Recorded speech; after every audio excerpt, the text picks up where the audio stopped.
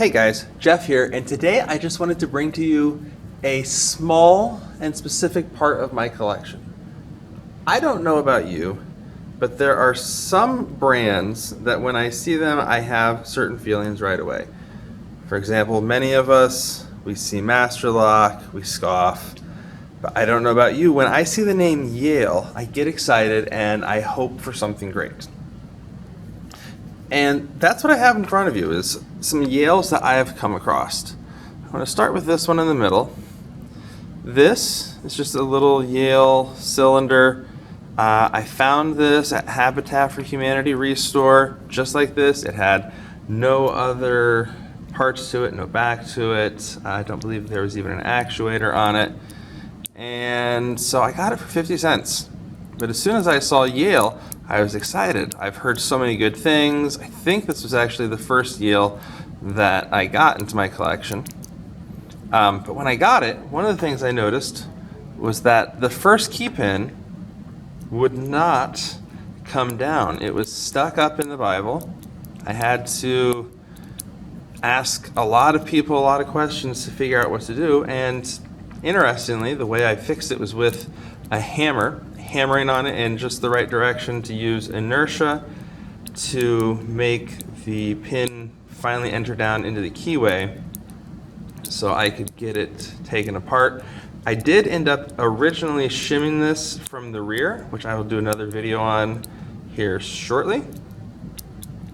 I shimmed it from the rear so that way I could take it apart. It was an absolute mess. There was so much gunk on the pins that they just didn't want to move. But after, maybe the other way. After I got it cleaned up, it was really rather simple. It's got, I can't remember if it's 4 or 5 pins, but all standards. The biggest problem I have with it is just trying to get it tensioned right because it is an old lock, and so there's a lot of parts around the keyway that have just been wallowed all to pieces. You know what, let's try switching to the rake. But usually, and of course when you get on camera everything changes, but usually this one opens pretty easily for me as long as those key pins get loosened up. All right. Not today. The next one for me was a real surprise. I was looking around my garage and I saw that there were cabinets that I had never noticed had locks in them before. I have 2 cabinets that had these wafer locks in them. One of them was a Yale. And of course, I got excited again. So, let's see if I'm doing it the right way.